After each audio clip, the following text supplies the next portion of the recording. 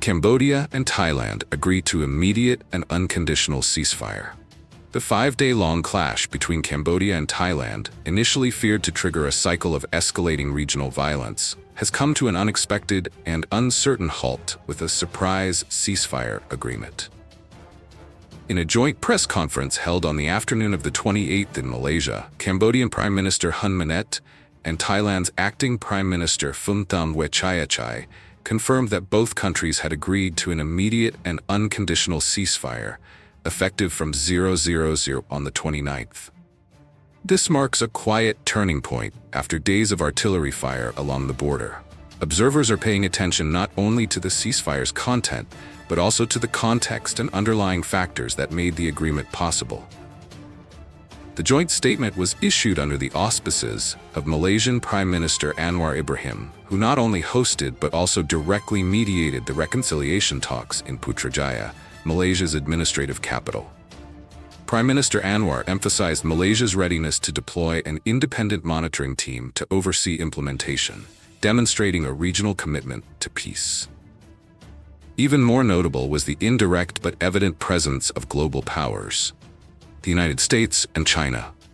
Both Cambodian and Thai leaders publicly acknowledged U.S. President Donald Trump and Chinese leadership as significant supporters in brokering the deal.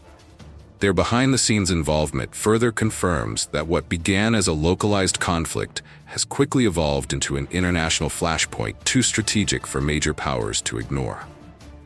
Prime Minister Hun Manet, barely a year into office, praised the productive dialogue with his Thai counterpart, describing it as a valuable opportunity to set aside past grievances and reopen bilateral talks.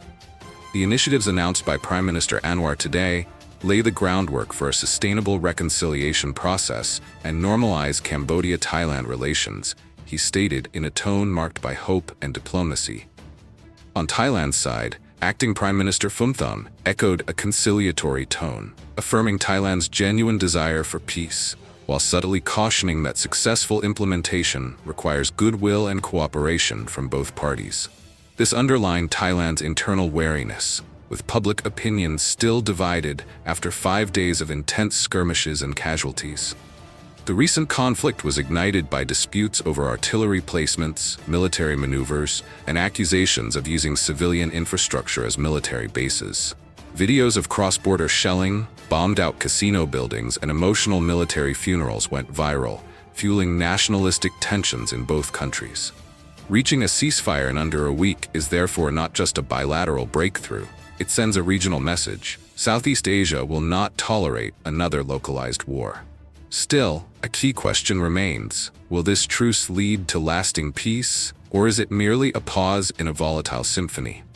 Malaysia's role as an observer can help enforce the ceasefire, but it can't erase deeply rooted disputes over sovereignty, border interests, or organized crime networks, issues both sides accuse each other of supporting. The threat of renewed conflict persists, especially given the absence of a long-term conflict prevention framework. Yet hope now flickers as the two leaders shook hands in Malaysia, backed by regional unity and global attention. Whether they can seize this opportunity remains uncertain. History has shown that ceasefires signed under media lights are often broken in the darkness of geopolitical ambition. The truce takes effect tonight, but will peace truly begin tomorrow?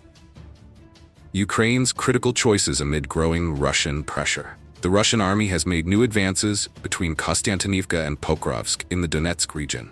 According to Viktor Chubab, spokesperson for Ukraine's Khortytsia operational group, these gains represent a serious escalation. Per Euromaidanpress.com, Pokrovsk is one of Ukraine's key defensive strongholds in Donetsk. Russia has been trying to seize it for over a year. Capturing it would open pathways for deeper offensives, sever key supply routes, and place nearby towns like Kostiantynivka under direct threat, enabling a siege strategy rather than frontal assaults.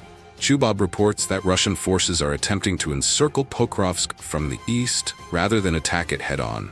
There's localized movement between Pokrovsk and Kostiantynivka. They're trying to expand this zone while we focus on inflicting maximum personnel and equipment losses to slow and push them back, he said. The Russian strategy appears to involve isolating Pokrovsk, cutting off supply routes, and potentially encircling and eliminating Ukrainian forces within the city. Fighting is currently concentrated in two directions: the southwestern outskirts of Pokrovsk and the northeastern areas around Rodinske, Suvorov, and Nikanorian.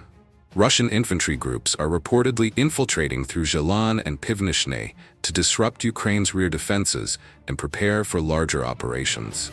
Simultaneously, Russian units are working to capture Rodinske or bypass it from the north, aiming to cut off two main supply routes into Pokrovsk.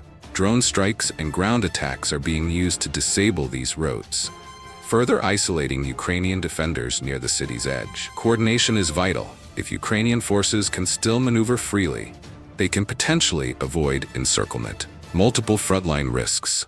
Military analyst Konstantin Masovets warns that Pokrovsk is not the only concern. The entire Ukrainian frontline shows signs of tactical collapse in several areas. "My greatest fear is that the front is starting to collapse in certain sectors," he wrote. If Ukraine's political and military leadership continues focusing on anything other than the war itself, the consequences could be dire. Masovets outlines a clear scenario. If nothing changes, Pokrovsk could fall before autumn. Kostiantynivka and Kupiansk could be endangered soon after.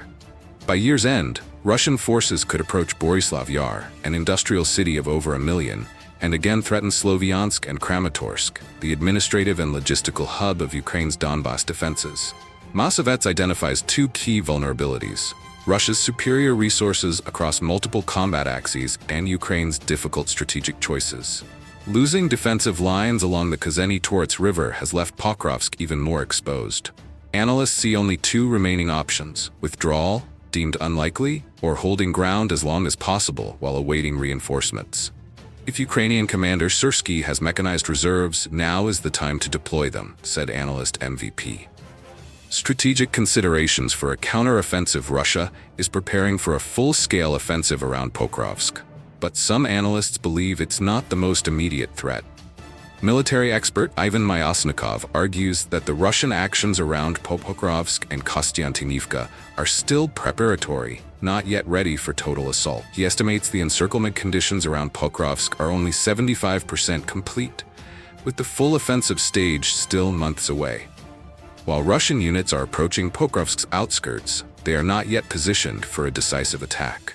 Myasnikov points to other hotspots, Novopavlivka, Kupiansk, and Seversk, as posing more urgent risks due to weaker Ukrainian positions and limited resources.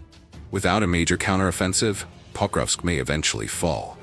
Whether it collapses in weeks or holds for months remains unclear. Analyst MVP highlights the Novopavlivka-Vuhledar-Volnovakha corridor as Ukraine's best counterattack axis. Success here could weaken Russia's southern bulge, relieve pressure on Kostiantynivka, and restore logistics along Highway TO504.